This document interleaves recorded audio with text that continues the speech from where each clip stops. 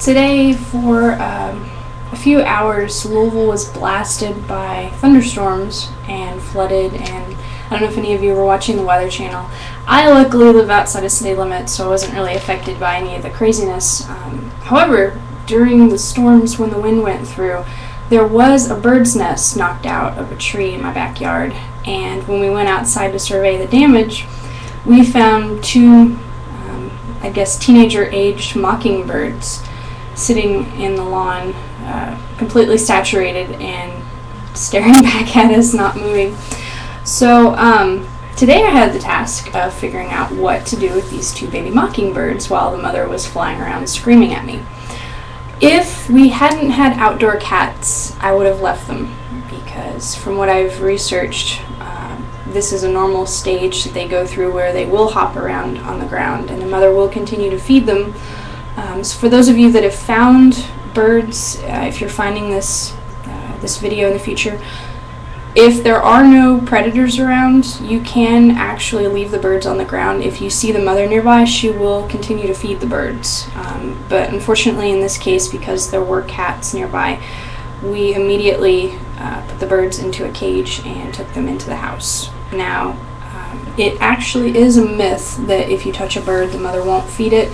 That is not true. You can actually touch a baby bird and the mother will still continue to feed it if you decide that you want to take it back into the wild afterwards. So after we had the birds caged, I got on the web, and having never encountered a baby mockingbird before, I wasn't really sure what to do. So I found a website that had some great tips and a rescue locator. A lot of people have wildlife rescuers in the area that do take in animals.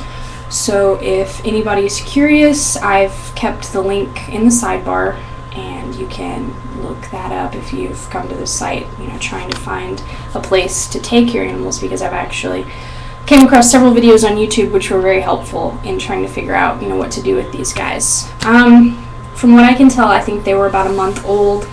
They weren't quite what they call the fledgling state, which is where they will begin to fly. And so I found the rescue person, and she advised me that if I felt that the cats would kill the birds and that the mother wouldn't be able to help them, that I could bring them in. So that's what I did, and they are hopefully now in a very safe and happy environment with two other mockingbirds that she had rescued. So I feel pretty good that I did a good deed today and helped to rescue some birds. Now, as far as feeding them, a couple things that I learned you guys probably don't know. Do not put water into a bird's mouth. They actually breathe through their tongue. They have two holes in their tongues, and so that if you were to put water into a bird's mouth, it would actually suffocate the bird. When you're feeding a bird, you put the dropper into the back of the mouth to surpass the air holes in the tongue.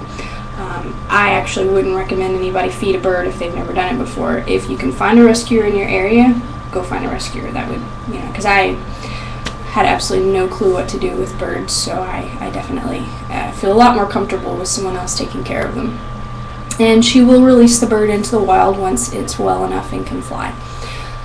I also apologize to you guys that I didn't give you more of a heads up about the Blogtv. That was my first time broadcasting, so that was just kind of a test run for me. I am scheduling a Blogtv session tomorrow, which is going to be, gosh, I don't know the date. You'll see the date later. You'll figure it out. Tomorrow, between 4 p.m. and 6 p.m. Eastern Time. So I will be on Blogtv, and the link is in the sidebar. So if anybody is curious, you want to stop by, it's going to be 4 p.m. to 6 p.m. Eastern Time, and I might stay a couple hours later if there's a lot of interest or there's people showing up or whatever. So that's what I did today, and yeah. So if anybody has any animal rescue stories, I'd be definitely curious to read those. Bye.